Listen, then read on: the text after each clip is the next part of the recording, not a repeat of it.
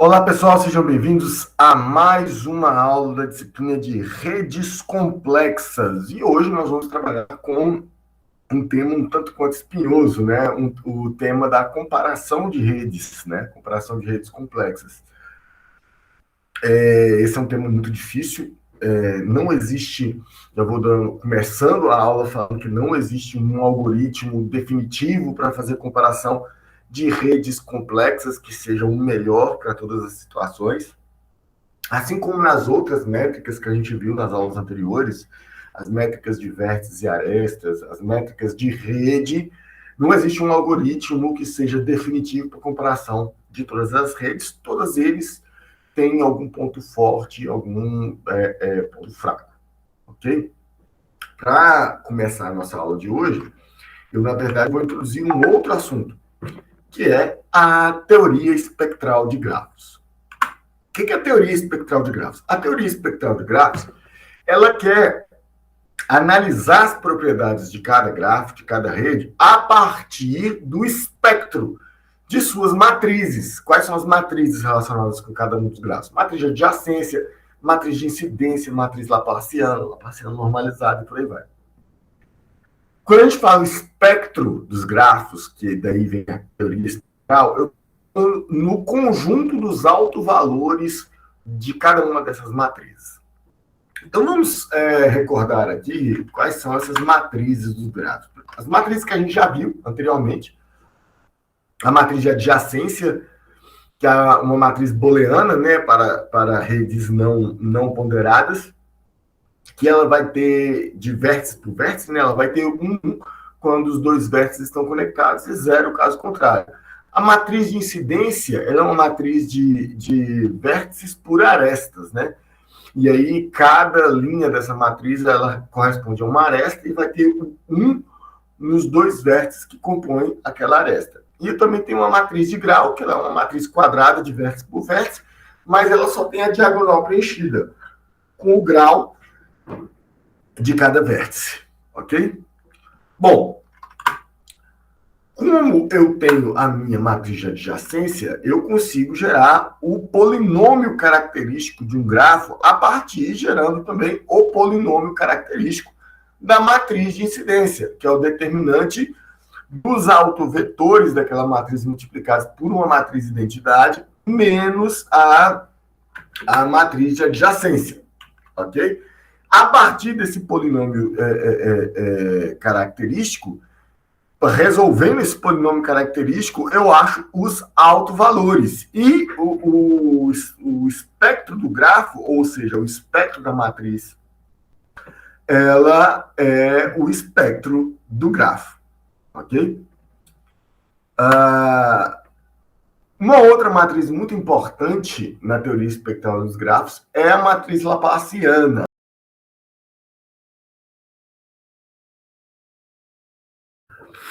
A matriz laplaciana, ela pode ser calculada de duas formas distintas. Ela pode ser calculada subtraindo a matriz laplaciana, ela pode ser calculada de duas formas distintas. Ela pode ser calculada subtraindo a matriz de grau da matriz de adjacências ou multiplicando a matriz de incidência pela sua transposta. Ou seja, com qualquer um desses cálculos, a gente obtém a mesma matriz, que é a matriz laplaciana. A matriz laplaciana, a matriz L, ela é uma matriz que tem o grau de todos os vértices na diagonal principal da matriz e tem o menos 1, né, para cada um dos vértices que estão conectados a um vértice. Então, se você tem menos 1 para todos os vértices que estão conectados para aquele vértice da linha ou da coluna, e se você tem na diagonal principal o grau do vértice, significa que a soma de todas as linhas e todas as colunas é igual a 0.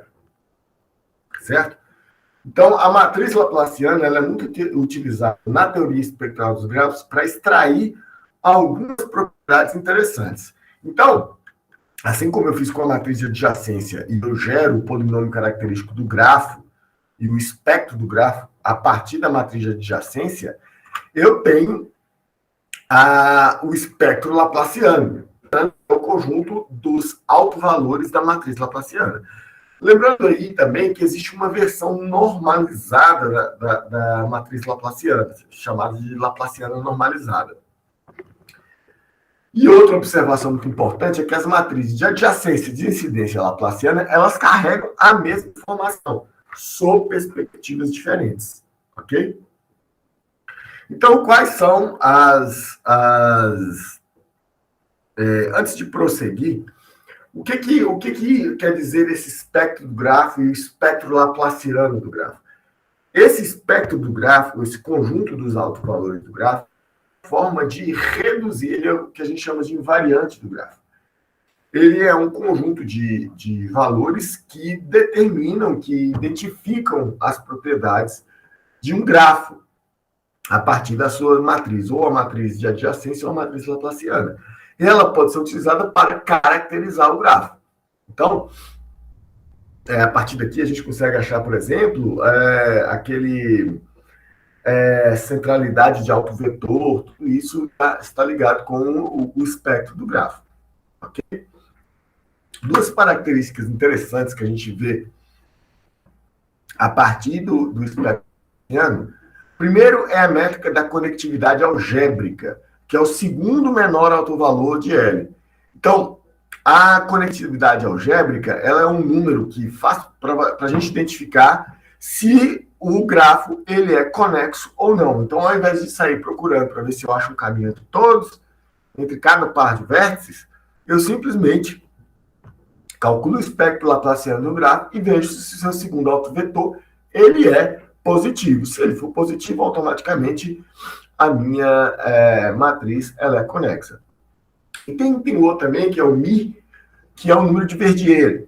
O número de Verdier, ele também tem uma série de informações interessantes, não só essas duas que eu coloquei aqui. Por exemplo, se o número de Verdier ele for menor do que zero, aí eu posso dizer que o grafo ele é completamente desconectado. Se o número de Verdier é menor ou igual a 2, por exemplo, eu tenho uma árvore. Se o número de Verdier é menor ou igual a 3, eu tenho um grafo planar e por aí vai. Então, esse número de Verdier ele é muito interessante. Então, eu consigo fazer afirmações sobre a estrutura do grafo olhando só algumas informações dentro do espectro do grafo. Ok? Obviamente que a teoria espectral dos grafos ela é muito mais profunda do que eu estou falando aqui. Tem muitas outras propriedades, tem raio espectral, a energia do grafo, uma série de outras coisas, só que elas não estão dentro do escopo daquilo que nós queremos discutir aqui agora. Nós temos até outras aplicações que nós vamos ver mais para frente que utilizam algum teorema derivado aí da teoria espectral de grafos. Vamos dar uma olhada no código agora. Algumas coisinhas interessantes sobre grafos, sobre o espectro dos grafos.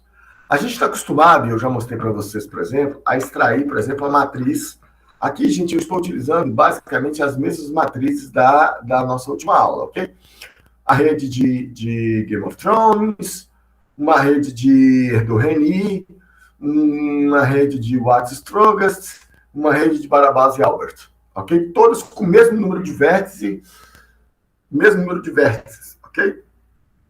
Então, agora eu vou pegar, por exemplo, uma matriz aqui de Barabás e Albert e vou gerar a matriz de adjacência desta rede. Então, a matriz de adjacência, obviamente, ela vai ser uma matriz enorme, gigantesca aqui. Tem muito mais zeros do que uns.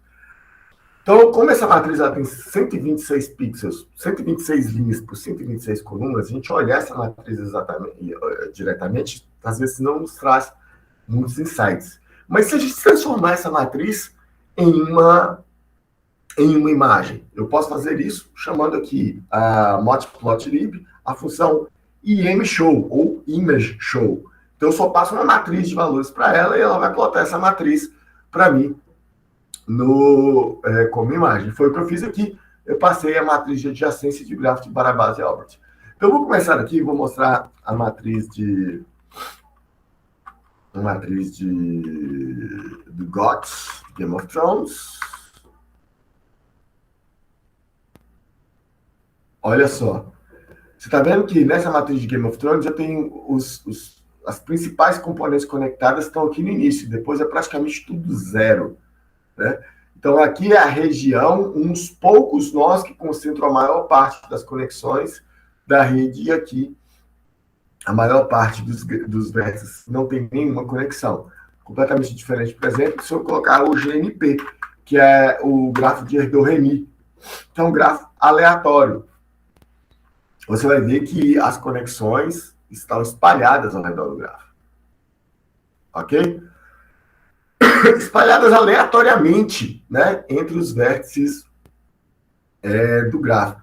Isso é bastante interessante, particularmente interessante quando a gente compara com o grafo de Watts-Strogatz. Lembra de Watts-Strogatz? É aquele que ele é sempre mais conectado com os vizinhos, certo? Ele sempre vai ter mais conexões com o vizinho e de vez em quando ele tem conexões aleatórias. Então, olha só. Prestem atenção na diagonal principal. Então, significa que a linha principal, quando o número da linha e o número da coluna são iguais, significa o próprio vértice. E aí você vai ver que os valores próximos da diagonal principal são os valores que são os vértices vizinhos. Então, você vai ver que eles são fortemente conectados e mais esparsamente conectados à medida que a distância aumenta. É bem a caracterização do gráfico de Watts-Strogatz. Agora vamos ver o de Barabás e Albert. Olha só o gráfico de Barabás e Albert. O gráfico de Barabás e Albert ele é muito interessante porque eu tenho um conjunto de nós que é gerado, vazio, né, sem conexão entre si, e esses são os vértices principais. Depois, eu tenho um conjunto de nós que tem um grau muito alto, né, que são os vértices mais centrais, e à medida que eu vou distanciando aqui, vocês vão ver que são os vértices que têm o grau mais baixo. Beleza? É até interessante, quem sabe, a gente fazer uma outra imagem aqui que compara, que põe todas as imagens na mesma linha, nem é muito complicado fazer esse código. Fig a x é igual a plt.support. Eu vou ter uma linha com 4 imagens, fig size é igual, sei lá, 15, 5. E aí eu vou pegar for nome, aqui é o grafo, em redes.itens. Lembrando que redes aqui é um dicionário, esse dicionário aqui, né? Certo? Itens. E aí, para cada... Aqui eu preciso de um contador também, né? Vou colocar um contador simples aqui, CT igual a 0. Gasta muito. Aí eu tenho a x 0.im show. Vou copiar esse código aqui que eu estava utilizando. Eu vou plotar a matriz de adjacência de todos esses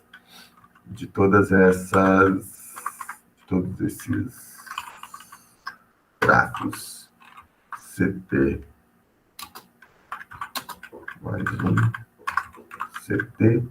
Só falta o título agora. ct.setTitle.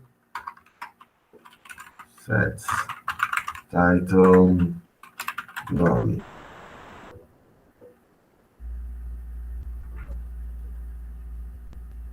Então tá aqui todas as matrizes de adjacência e o quão elas são expressivas sobre as características de cada um dos grafos. Vamos fazer a mesma coisa aqui agora para ver as matrizes laplacianas, né? Então, se eu olhar a matriz, já vou colocar aqui o gráfico comparativo, só que agora eu vou colocar a matriz laplaciana. Lembrando que na matriz laplaciana, os graus estão sempre na diagonal, ao invés de adjacência, Laplace.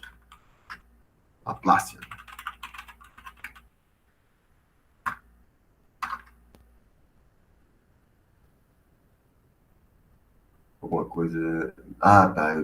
Todos tem que colocar to undirected, porque a Laplaciana não é definida para grafos não direcionados. To undirected. E o grafo de Games of Thrones é direcionado. Vou botar aqui.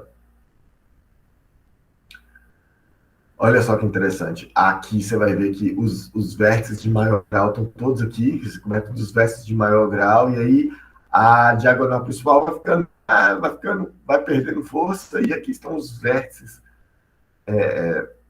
de menor grau. R do Remi, você pode ver que os valores mais escuros aqui, eles são os valores... Deixa eu dar um zoom aqui, para vocês verem com mais detalhes. Você vai ver que aqui tem os... Opa, exagerei um pouquinho. 200%, não.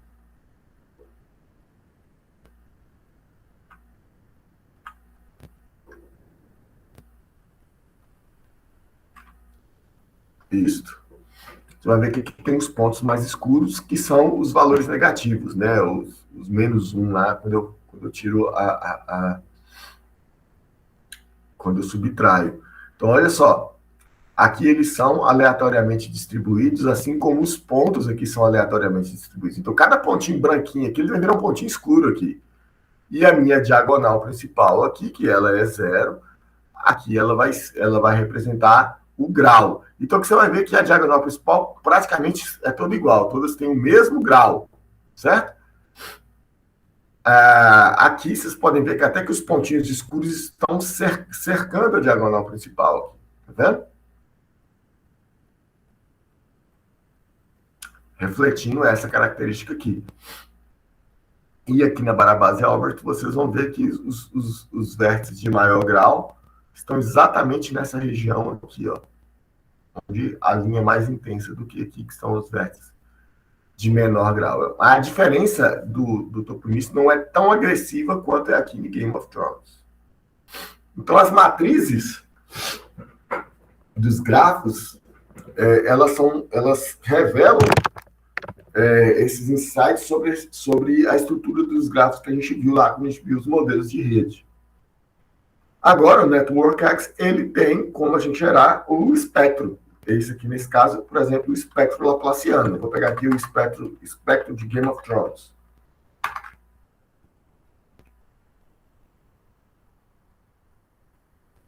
Ah, tá. Desculpa, mais uma vez. To undirected.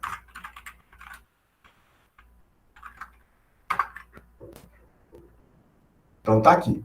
Esse aqui é o espectro da minha matriz. É o conjunto dos dos 126 autovalores da minha matriz de Game of Thrones. Aí eu tenho, por exemplo, o espectro lá de Remy e por aí vai. Vamos ver que são números diferentes, cada um deles caracteriza lá a matriz. Sobre a conectividade algébrica, por exemplo,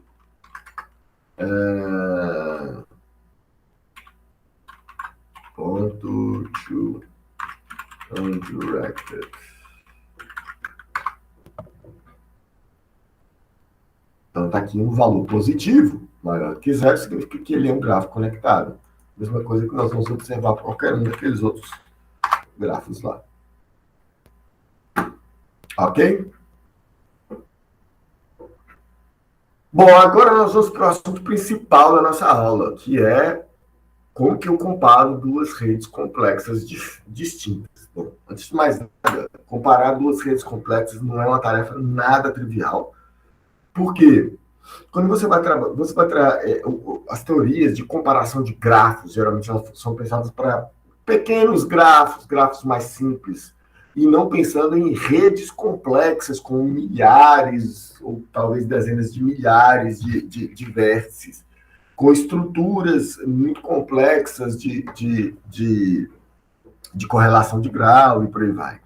Porque quando você pensa em grafos pequenos, geralmente esses grafos são rotulados. O que quer dizer? Que cada vértice ele tem um nome que é único na rede. Né? E aí aquele rótulo ele identifica aquele vértice de forma única. E aí eu para dois gráficos diferentes, a opção mais simples é tentar ver se eu consigo achar dois vértices que tenham os mesmos rótulos, que tenham os mesmos nomes, certo? Que aí torna o gráfico mais simplesmente comparável, mesmo se ele não tiver a mesma quantidade de vértices, se os dois gráficos tiverem vértices diferentes, certo? Isso é um problema porque isso em redes complexas é praticamente impossível, né? Por mais que, por exemplo, a gente tem Game of Thrones. Game of Thrones você tem lá, cada vértice é o nome de um personagem, certo? Aquela nossa rede. Se eu pegar as redes de temporadas diferentes ou de livros diferentes, né? Elas vão ter um conjunto de personagens que é igual, tem muitos outros personagens que variam, porque morrem ao longo do tempo, né? Ou mudam, por aí vai. Então eu consigo sincronizar, fazer o casamento desses dois vértices a partir do rótulo, dessas duas redes, a partir do rótulo dos vértices. E aí comparar as diferenças entre elas a partir daquilo que elas têm em comum, certo? Só que na maioria das outras redes, por exemplo, essas redes aleatórias que nós estamos gerando aí, eles não têm rótulos nos vértices, certo? Então, como é que eu vou sincronizar os dois? Como é que eu vou comparar esses dois vértices? Essas duas redes? O que eu estou procurando são aquilo que a gente chama de invariante do grafo, que é uma propriedade do grafo que não depende da rotulação dos vértices, mas das propriedades estruturais. Como, por exemplo, qual o invariante do gráfico que a gente estudou até agora? O espectro do grafo, ele é um invariante do grafo. O espectro do grafo ele não depende da rotulação dos vértices, ok? Só das propriedades estruturais, ou seja, das matrizes, seja de adjacência ou laplaciana do grafo. Se eu consigo gerar essa propriedade invariante do grafo, então eu consigo comparar essas propriedades entre dois gráficos diferentes, com propriedades diferentes. Teoricamente, eu consigo fazer isso e ver o quão próximos ou diferentes eles são, certo? Esse assunto é muito complicado, é muito complexo. A aula de hoje ela foi baseada em alguns inúmeros trabalhos, mas principalmente nesses dois primeiros, que é Comparing Complex Networks in Defense of the Simple, que eu concordo completamente, né? Quando você estiver comparando duas redes, a melhor coisa que você faz é optar pelo simples. Já o trabalho de Trantardini, que é comparando os métodos de comparação de network, é um trabalho bem completo, detalhado. E esse último trabalho, que é da Nature Communications, que é da minha colega de laboratório, Laura Carpe, ela também faz uma revisão bem interessante sobre os métodos de comparação de redes na literatura e propõe uma nova métrica uma métrica tão complexa que nós não vamos abordar ela aqui hoje, nós vamos deixar para uma outra oportunidade de trabalhar a métrica, esse quantificador de similaridade estrutural de gráficos. Bom, para a gente falar sobre comparação de gráficos, a gente tem que falar do problema de isomorfismo de gráficos. O que é isomorfismo de gráficos? Então, vamos pegar dois gráficos distintos, G1 e G2. E um mapeamento, que é essa minha função φ. O que é um mapeamento? O que é essa função φ? Ela pega o conjunto dos vértices do gráfico 1 e mapeia cada vértice do conjunto 1 e mapeia em um vértice do gráfico 2. Ou seja, ok. Então eu faço um mapeamento vértice para vértice. Cada vértice que eu conheço no grafo 1 tem um correspondente no grafo 2. Então a gente volta na questão da rotulação. Como eu vou identificar se um vértice I do grafo 1 é equivalente a um rótulo ou de um vértice J do grafo 2? Como que eu sincronizo, como que eu caso os vértices desses dois grafos distintos?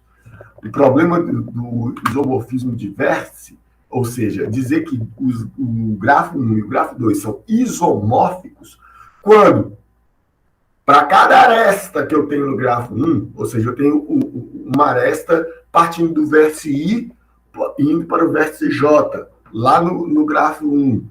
eu tenho uma aresta correspondente no grafo 2. Como é que eu sei quais são os vértices lá do grafo 2? Porque eu tenho aquela função φ que faz o mapeamento de I para I, que é do grafo 1, para um grafo. Desculpa. O vértice I do grafo 1 para um vértice do grafo 2 e o mapeamento de J, do vértice J do grafo 1 para o vértice do grafo 2. Então, se eu consigo mapear os vértices, automaticamente eu consigo mapear as arestas, e aí, além dele ter um relacionamento entre todos os vértices, ele vai ter um relacionamento entre todas as arestas. Dois grafos G1 e G2 são isomórficos quando eles têm o mesmo conjunto de vértices, mapeados através de φ, e também o mesmo conjunto de arestas. Então, aí tem uma coisa interessante. Dois grafos G1 e G2 são coespectrais se eles possuem o mesmo espectro. Então, se eu tenho o espectro do grafo G1, ele é igual ao grafo G2, eles são coespectrais. Lembra do espectro do grafo? Isso é muito interessante porque grafos diferentes podem ter espectros iguais. Então, esse é o primeiro problema lá do espectro do grafo, de utilizar o espectro do grafo para comparar grafos. Porque grafos muito diferentes podem gerar um espectro igual, certo?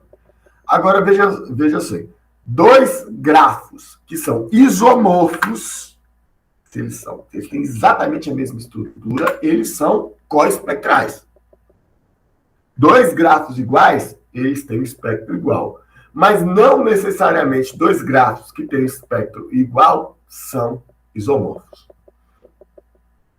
Ele já começa o primeiro problema aqui, né?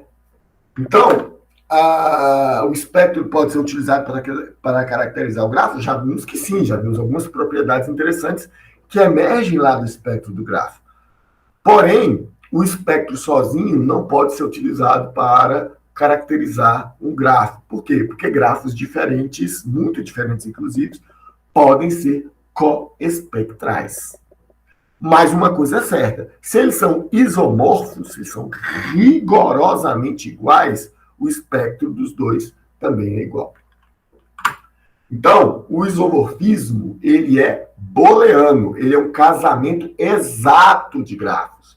Ele tem que corresponder tanto nos vértices quanto nas arestas, o que é muito pouco prático para a gente que está estudando redes complexas, porque elas têm uma natureza estocástica, ou seja, aleatória. Então, é muito improvável que eles tenham exatamente a mesma correspondência de vértices e arestas, né? Que eles tenham até mesmo o mesmo número de vértices, ok? Então, para nós, é mais útil uma função que avalie o casamento inexato de grafos, ou seja, um casamento parcial, que eles não tenham o mesmo conjunto de vértices, ou pelo menos um subconjunto dos vértices. Então, nesse caso, ao invés de utilizar o isomorfismo de grafos, é mais prático a gente utilizar a noção de função de distância, que ele vai medir o grau de proximidade entre duas redes. Uma função de distância, né? Ele é um mapa que aceita dois grafos como entrada e retorna um número real positivo. Ou seja, ele é um número que é maior ou igual a zero. Certo? De tal forma que, se a distância entre dois grafos é igual a zero, então os grafos eles são iguais. E a função de distância ela tem essa outra propriedade. Ela é simétrica. A distância de G1 para G2 é igual à distância de G2 para G1. A função de distância, ele é um conceito, ela é um conceito muito legal, só que o problema está aqui. Olha, ele gera um número real, ou seja, de zero até infinito, né? Obviamente que ele não é infinito, é um número finito, mas é um número finito que a gente não sabe e ele varia para cada distância. Por outro lado, a gente tem a função de similaridade, que talvez seja muito mais útil para a gente. Qual que é a função de similaridade? Ela é diferente, a função de similaridade, ela é definida para um par de grafos, ela vai te dar um número entre 0 e 1. Então, a similaridade também é simétrica, a similaridade de G1 para G2 é igual a de G2 para G1, e a similaridade de G1 e G2 é igual a 0 apenas quando os dois grafos são completamente diferentes, absolutamente diferentes, o que é muito difícil de acontecer, que eles não tenham alguma propriedade em comum entre si, certo?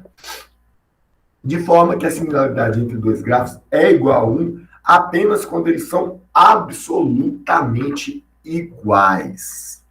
E aí nós temos que fazer um paralelo entre a função de distância e a função de similaridade, né?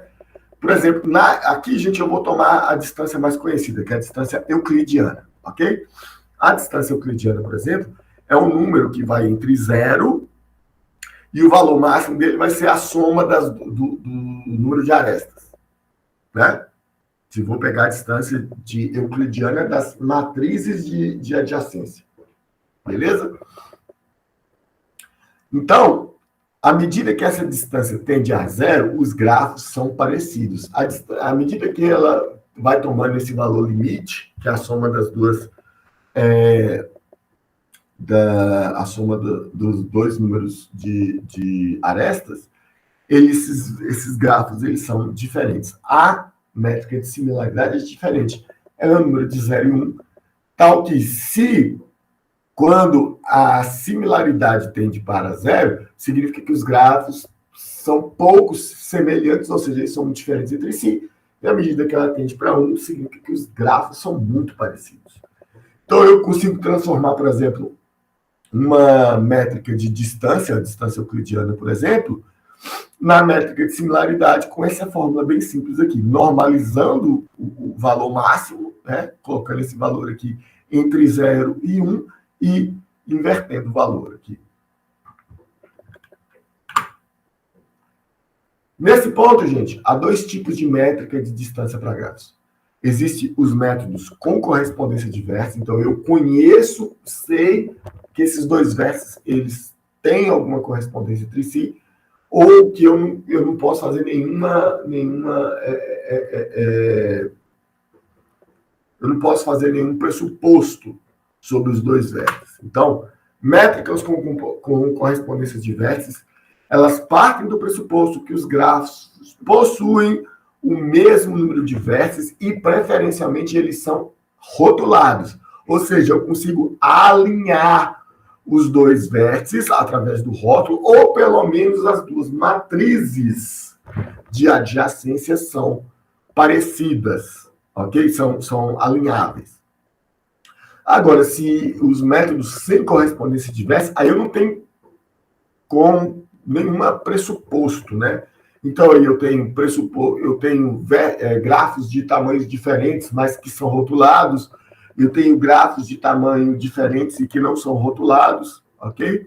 E a grande vantagem é que elas permitem a comparação de redes que têm tamanhos, ou seja, números de vértices diferentes.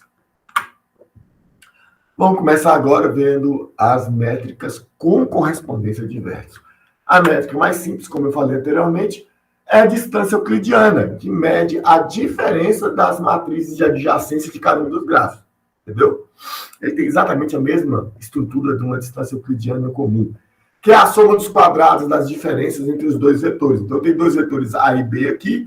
Então, essa aqui é a norma euclidiana, que é a norma de base 2, que é cada componente de cada um, a subtração dos componentes dos vetores elevado ao quadrado, depois eu somo tudo e tiro a raiz quadrada. Isso aqui é a distância euclidiana.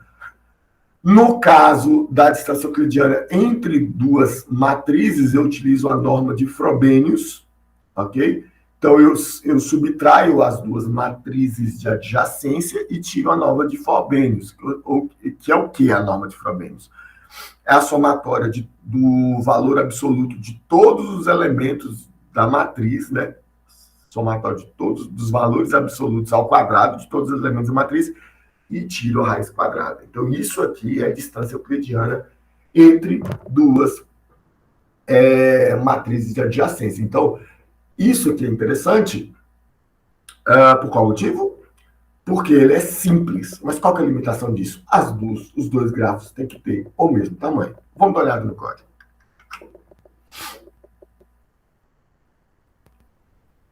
Então, gente, aqui a distância euclidiana é entre dois grafos, o grafo A e o grafo B. Obviamente, eles têm que ter o mesmo número de nós, senão eu retorno aqui o valor infinito. Eu gero as matrizes de adjacência dos dois grafos aqui, e aí eu vou chamar a norma de Frobenius, né, que é lá do NumPy. Dentro do pacote linear tem norma, eu faço a subtração das duas matrizes e acho a norma matricial. Vamos ver essa distância aqui para a distância euclidiana para os vértices, entre todos aqueles grafos lá. Olha só, vocês vão ver que a distância euclidiana são valores altos. Lembrando que o limite lá é o número a soma do número a soma do número de arestas dos dois grafos. Então, eu consigo pegar essa distância euclidiana e transformá-la numa função de similaridade, né? Aqui eu tenho só a distância euclidiana simples, como vocês estão vendo aqui. Estou só mostrando a distância euclidiana. Aqui no meu próximo, eu vou fazer a distância euclidiana dividido pela norma, que é a soma dos... A norma está aqui, que é a soma das arestas, certo? E subtrair menos 1, aquela fórmula que a gente já tinha visto lá anteriormente. Então, executando isso aqui, eu vou converter essa matriz ali para uma matriz de similaridades, baseadas na distância euclidiana, onde um grafo com ele mesmo, ele é 100% compatível, mas com os outros ele é 70% compatível, 97% compatível, e por aí vai. É tentador, muito tentador, achar que isso aqui é um negócio maravilhoso, mas não é. Primeiro porque nós não fizemos alinhamento dos labels, né, dos vértices do grafo. Ele está pegando lá pela ordem que eles aparecem nas matrizes. Essa é a primeira limitação. Segunda limitação, obviamente, todos os grafos aqui eles têm 126 vértices. Eles são comparáveis porque eles, utilizando esta métrica, porque eles têm exatamente o mesmo tamanho. Uma outra métrica também baseada em matrizes é a métrica DeltaCon, certo? A métrica DeltaCon foi proposta em 2013 e ela também é baseada em matrizes, mas ela propõe uma nova matriz, que é a matriz de similaridade, um cálculo próprio aqui. Depois, a distância DeltaCon ela é baseada na distância euclidiana entre as matrizes de similaridade de dois grafos distintos. A gente acha esse algoritmo de comparação em uma biblioteca muito bacana, chamada a Netcomp. Essa biblioteca Netcomp, que é muito simples de se instalar, né? Biblioteca Netcomp, pip install Netcomp, ela é uma biblioteca só para comparação de matrizes, só para comparação de grafos, perdão. Então, ela tem uma série de algoritmos que a gente vai mostrar aqui hoje e que são implementados, são algoritmos clássicos e são implementados aqui na Netcomp. Entre eles tem a DeltaCon. Né? Para eu comparar dois grafos com a DeltaCon, eu gero as duas matrizes de adjacência, ok? Aí eu chamo o NC aqui, é o Network Compare. Netcomp as NC. Aqui, então eu estou chamando aqui NC.deltacon 0. Isso aqui é a distância DeltaCon. E executar aqui para gerar minha matriz de comparação entre as redes. Então, olha aqui, ela também gera valores muito altos, né? 0 quando elas são iguais e valores muito altos entre as outras Nossa próxima métrica de comparação é muito bacana. São os retratos de rede ou matrizes B, Network Portraits. São matrizes que também são utilizadas como imagens e mostram a estrutura de conexão das redes. Então, cada linha da matriz contém a distribuição de graus de ordem L.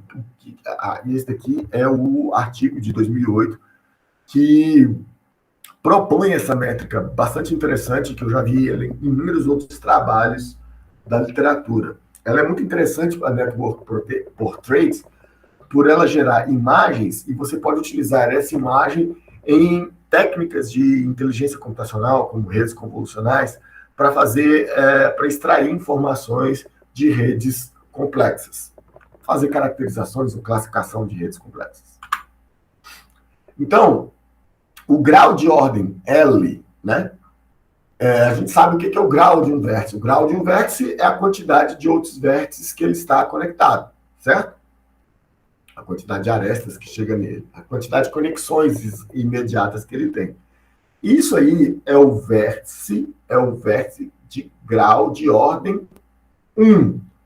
Quando eu quero o grau de ordem 2, eu quero todas as conexões daquele de graus, quero todos os outros vértices da rede, para o qual um vértice está conectado com um caminho de tamanho mínimo igual a L. Então, quando eu falo qual que é o grau de ordem 2 de um vértice, são todos os outros vértices da rede que são alcançáveis a partir daquele vértice com um caminho de tamanho 2. E a mesma coisa para tamanho 3, e ordem 3 e por aí vai. Então, quando eu falo grau de ordem L, são todos os vizinhos, e o artigo é muito interessante, que ele chama isso de shell, né? L-shell, ou casca, né? É como se houvesse uma casca envolvendo aquele vértice.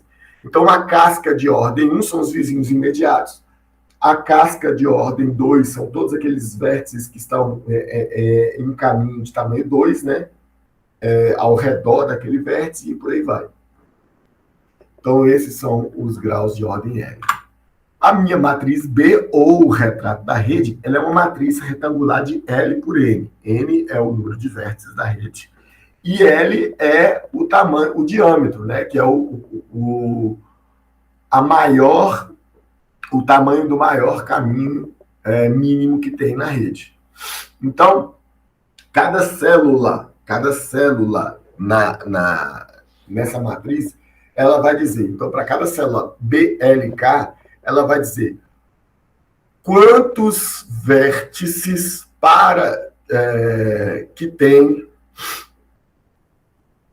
o número de vértices que se conectam a exatamente K outros vértices por um caminho de tamanho L. Então, cada linha é o diâmetro, certo? E cada coluna é um K, ou seja, o número de vértices que se conectam a outros vértices por um caminho de tamanho L. Ok? Então, isso aí. E aí, obviamente, a primeira linha é a distribuição de graus do grafo. Então, vamos dar uma olhada aqui nesses retratos de rede.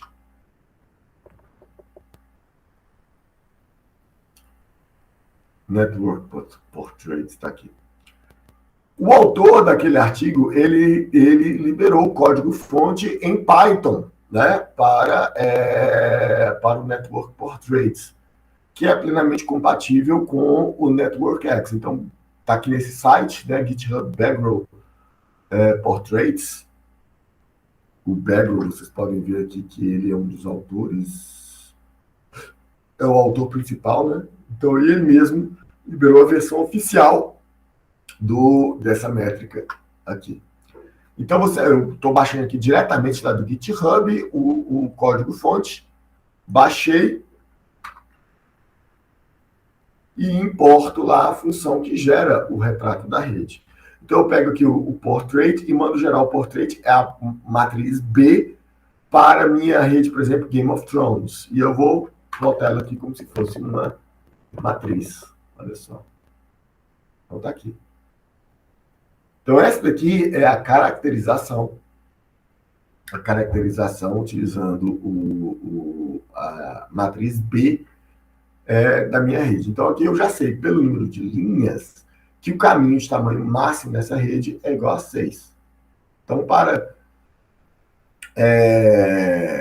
o caminho de tamanho 6, quantos vértices aqui? A primeira coluna, né?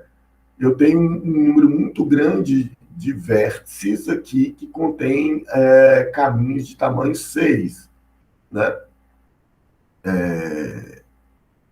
E aí, detalhes. Vou gerar aqui o portrait do grafo de Erdős-Rényi, do grafo de Watts-Strogast e do grafo de Barabás e Albert. Então, vocês vão ver, olha só, as matrizes têm tamanhos diferentes.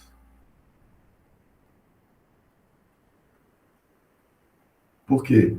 Porque cada retrato de rede depende do tamanho do caminho máximo. Uma outra forma da gente comparar redes que têm matrizes de tamanho igual é gerando as diferenças entre as matrizes de incidências. Aí vai contar só o número de arestas que tem diferente entre um grafo e outro. Isso aqui é um modelo um tanto quanto naif, é uma distância que é utilizada na literatura, mas uma distância meio sem sentido, na minha humilde opinião, contando só as arestas diferentes. Vamos ver as métricas sem correspondências de vértice. Essa daqui já é um caminho. Nós abrimos o leque aqui para uma série de métricas bem mais complexas utilizadas na literatura.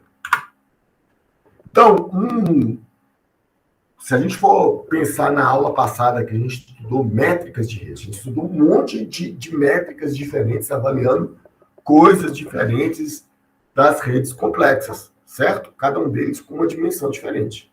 O nome disso agora nós vamos chamar de descritor de rede, ou Network Descriptor, ou Network Feature Vector, por aí vai.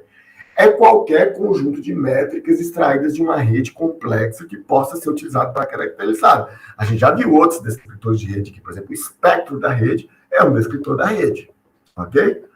Mas, na verdade, você tem muitas formas de gerar descritores de rede. Qualquer função que extraia características da rede e que sejam independentes do número do tamanho de vértices ou da rotulação dos vértices, ele é um descritor de rede. Geralmente, no nosso caso lá, por exemplo, a gente gerou, vou dar uma olhada aqui no código, mostrar para vocês no código, a gente, na última aula, a gente fez um vetor aqui com várias informações diferentes, raio, diâmetro, densidade, coeficiente de clusterização, eficiência global de comunicação, o grau de assortividade, coeficiente de assortividade do grafo, conectividade de nós, conectividade de arestas, né, que é o tamanho do min cut, ok?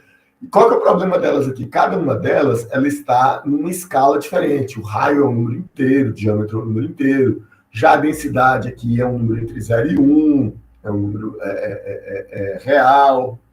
Então, eu pego essa quantidade de escalas aqui e utilizo lá da biblioteca scikit-learn, dentro do pacote pré-processing, eu tenho o min-max scalar, que aí eu vou pegar todos esses valores aqui e colocar dentro da mesma escala, que é valores entre 0 e 1. Então, eu gero, para cada um dos grafos, eu gero todos os descritores, ponho tudo na mesma linha, e depois eu vou escalonar eles entre 0 e 1. Ok, o que eu faço com isso?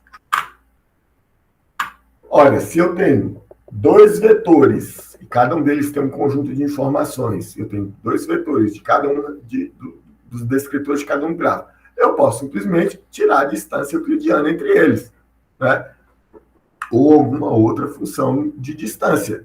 Então, se eu gero aquele conjunto de descritores, a distância, e esses descritores, enfim, descrevem cada um dos grafos, a distância entre esses descritores vai me dizer algo sobre a distância entre as estruturas desses grafos.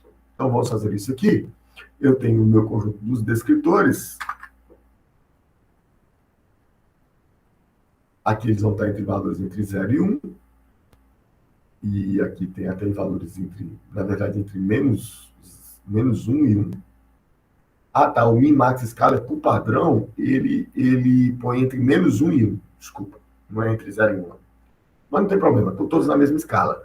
Agora, o que eu vou fazer? Eu vou pegar esses descritores e fazer a distância euclidiana entre eles. Está aqui, ó, a distância euclidiana, né, a norma interna, a norma, a L2, né, do vetor, que é o resultado da subtração entre esses dois descritores aqui.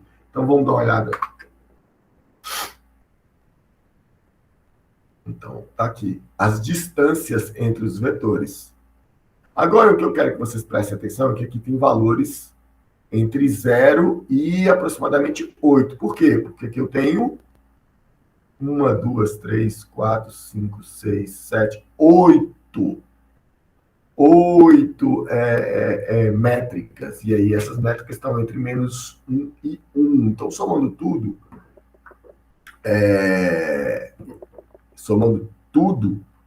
e elevando ao quadrado, depois tirando a raiz quadrada, um valor máximo que eu posso ter aqui é igual a 8. Então, é fácil eu fazer a normalização dessa distância euclidiana e transformar ela em uma métrica de similaridade, que é o que eu estou fazendo aqui. Né?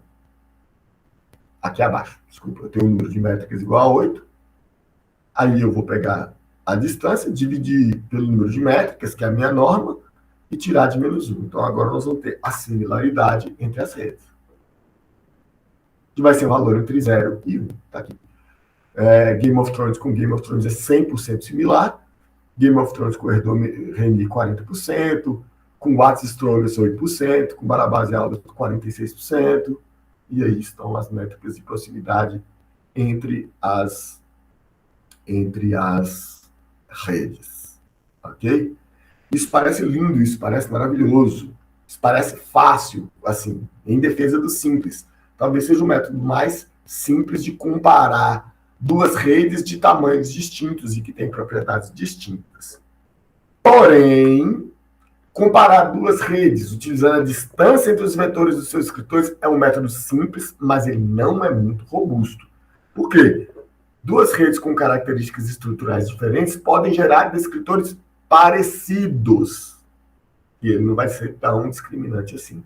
Existem métodos mais robustos para fazer isso. Por exemplo, um deles é o NetSimile. O NetSimile ele é um método aprimorado de comparação entre descritores de rede. Só que os descritores que ele faz, ele pega os vértices, ele pega cada um dos vértices de cada rede, e aí ele vai extrair as centralidades de cada vértice, de cada aresta, e ele vai gerar um descritor do grafo baseado nessas centralidades dos seus vértices. Por fim, ele vai comparar esses descritores finais baseados nas centralidades entre os dois grafos. O NetSimile está implementado também naquela biblioteca NetComp.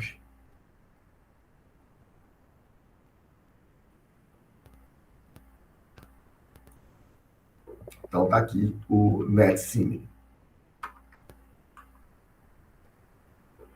A distância lambda é uma outra possibilidade e ela é a distância euclidiana dos espectros dos grafos. Ou seja, eu tenho o lambda 1, que é o espectro do meu grafo 1, e o lambda 2, espectro do grafo 2, e K, que é o número do... Desculpa, isso aí eu coloquei máximo, mas é o mínimo, viu, gente? É o menor número menor número dentre o tamanho dos grafos, né? Dentre o número de vértices. Que aí o espectro de cada grafo vai ter o tamanho do seu número de vértices, né? E aí eu tenho que pegar o que tem menor tamanho. Daí, a distância lambda, né, a distância espectral, é a distância euclidiana entre os autovalores dos dois grafos, né? Então, a vantagem do número da distância lambda é que ela independe do número de vértices, mas o problema da distância lambda é a coespectralidade. que nós já falamos anteriormente. A distância lambda, ela também está implementada aqui no pacote netcomp. Então, tem aqui a função lambda_dist. Eu gero as duas matrizes de adjacência ou matrizes laplacianas e depois envio aqui para o netcomp. Então, eu vou gerar aqui. Olha aqui. Ele vai mostrando a distância, né, o tamanho da distância entre os espectros das duas matrizes. Então, tem alguns que tem uma distância pequenininha para a base Albert para Erdo-Reni, né? Game of Thrones espectralmente é mais próximo de Erdo-Reni do que de Barabás e Albert, embora Game of Thrones seja uma rede com a estrutura de rede preferencial, né? E aqui os espectros dela são bastante diferentes. E a Game of Thrones ele tem mais, talvez espectralmente, ele tenha puxado mais a estrutura de relação entre vizinhos lá de Watts Strongest do que a estrutura hierárquica da Barabás e Albert. Eu tenho advogado com vocês, desde a última aula, para a gente utilizar a distribuição de graus, né, para comparar duas redes. Eu gosto muito desse método, mas eu admito que ele tem as suas falhas, né? Então, a gente pode utilizar métricas baseadas na distribuição de graus para comparar duas redes. Qual que é a vantagem disso? Que eu consigo fazer a distribuição, projetar a distribuição de graus em uma distribuição que seja comparada, ou seja, elas podem ser normalizadas. No lugar da frequência absoluta, utilizamos a frequência relativa, que é um número entre 0 e 1, e o grau, que geralmente é entre 0 e o maior grau lá, eu posso projetar isso também escalando no intervalo entre 0 e 1. Então, eu posso fazer comparações entre redes muito diferentes se eu pegar a distribuição de graus normalizada, né? E aí eu posso utilizar uma série de técnicas para comparar os gráficos. Eu posso utilizar o teste estatístico de Kolmogorov-Smirnov, por exemplo, que é um teste que vai fazer a comparação se duas distribuições de probabilidade são significativamente diferentes entre si. Eu posso avaliar a entropia conjunta, né, de duas distribuições, a divergência de Kullback-Leibler, que é quase uma distância, né? Distância mesmo, a distância de Jensen-Shannon, que é baseada na divergência de Kullback-Leibler, né? E a entropia conjunta e informação mútua são informações da teoria, são métricas da teoria da informação, que elas avaliam o quanto essas duas distribuições compartilham informação entre si, ou seja, o quanto elas são próximas. Como que eu gero, a partir de uma distribuição de graus, eu gero uma distribuição. Então, a minha distribuição de graus, nós somos careca de ver, né? A gente pega lá, network x.degree, ele gera a distribuição de graus lá.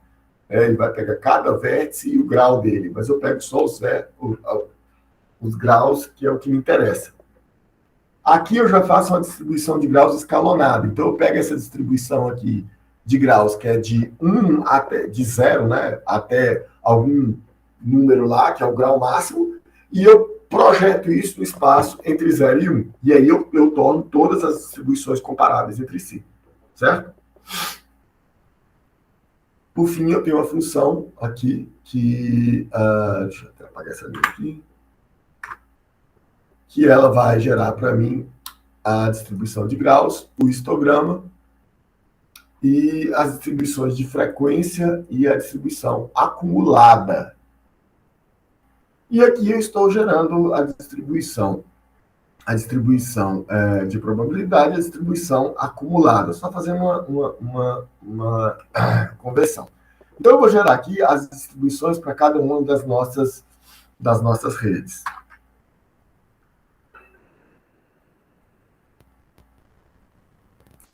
Então, olha, aqui está a distribuição de probabilidade de Game of Thrones e a distribuição acumulada de probabilidade.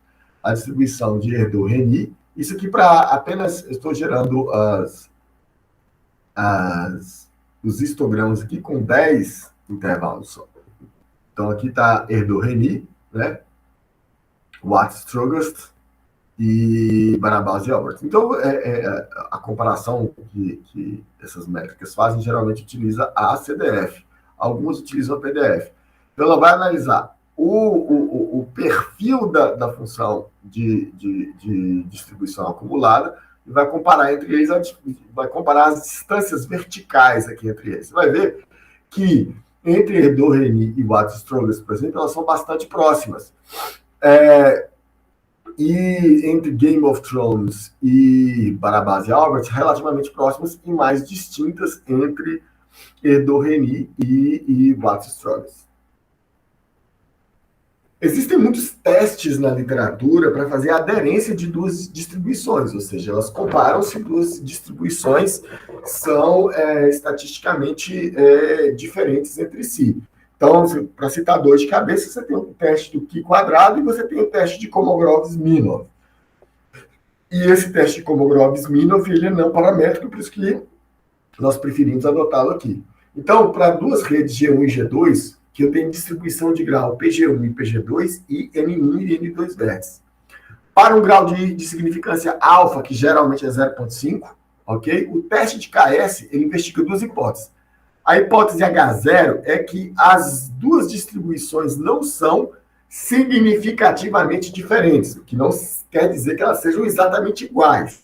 E a hipótese alternativa é que as distribuições de graus são significativamente diferentes entre si. Então, para isso,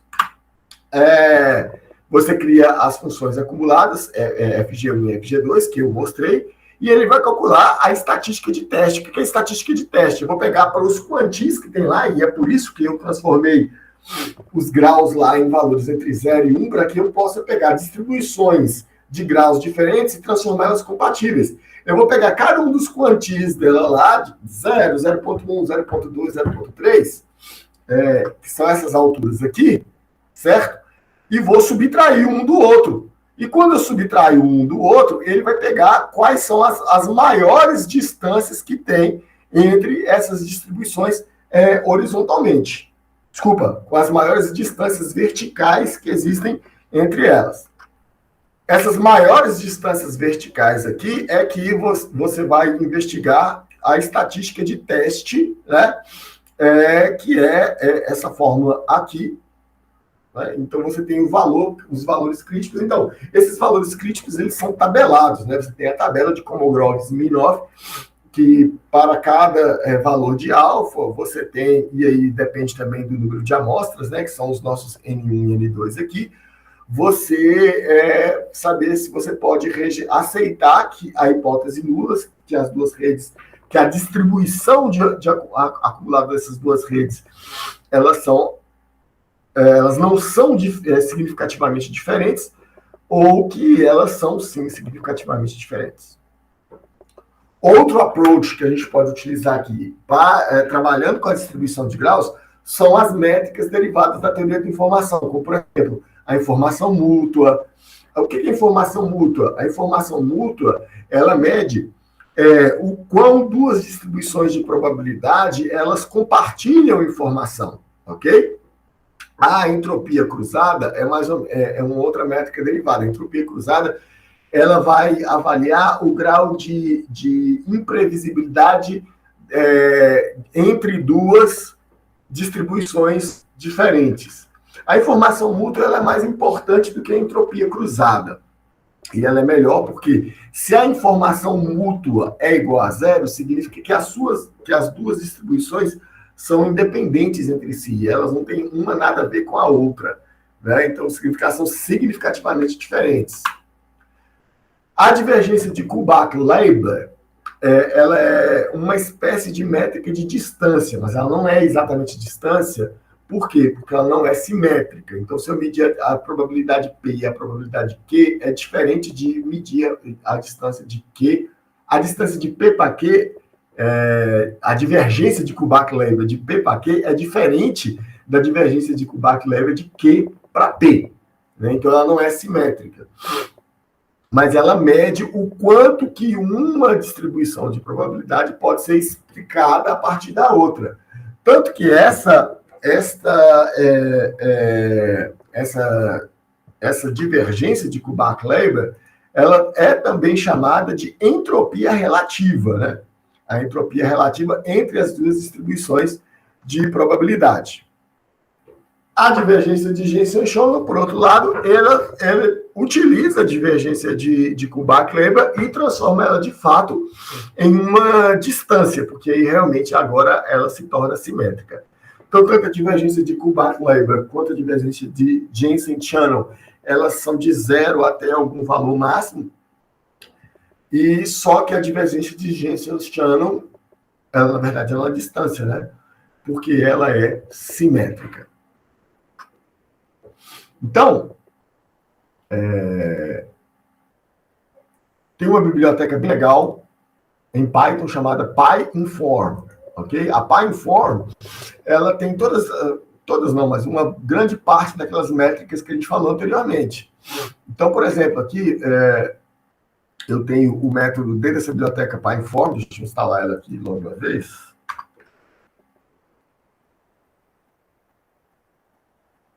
Ela já estava instalada. Eu tenho dist, que representa a distribuição de probabilidade, e aqui, por exemplo, eu vou avaliar a informação mútua. Então, eu gero a distribuição de graus da minha rede A, a distribuição de graus da minha rede B, e gero uma distribuição aqui que é derivada, que é uma combinação entre elas, né? Tem o mesmo número de símbolos, mas vai falar quando eu combino os valores de A e B, né? Aqui eu fiz uma função vou colocar um 17 aqui, com 2 números primos, assim, exatamente para ter valores bem 7, bem difíceis de serem combinados, para avaliar qual que é a frequência da combinação daqueles 2 símbolos, né? Aí eu gero as 3 distribuições de probabilidade, a probabilidade conjunta e as probabilidades marginais, e meço a entropia, a informação mútua entre elas. Você está aqui. Então, aqui estão as informações de informação mútua entre as minhas distribuições de probabilidade utilizando a base 10. Ok? O problema da informação mútua é que ela não tem uma métrica, ela não tem um valor de referência, entendeu? Você pode ver que quanto mais baixo, mais independentes são aliás, na verdade, ela tem uma métrica de referência que são as entropias das distribuições. Então, é bom, você pode comparar esse valor aqui da informação mútua com a informação a soma das informações das duas distribuições. Mesma coisa com a divergência de Kullback-Leibler, né? Então, utilizei aqui aqui não precisa da distribuição conjunta, só precisa das duas distribuições, e aqui ela vai calcular a entropia relativa ou a divergência de Kullback-Leibler, utilizando a biblioteca PyInform. Então, aqui você vai ver que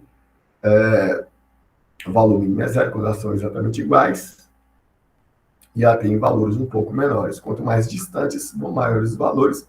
Quanto mais próximas entre si, menores os valores.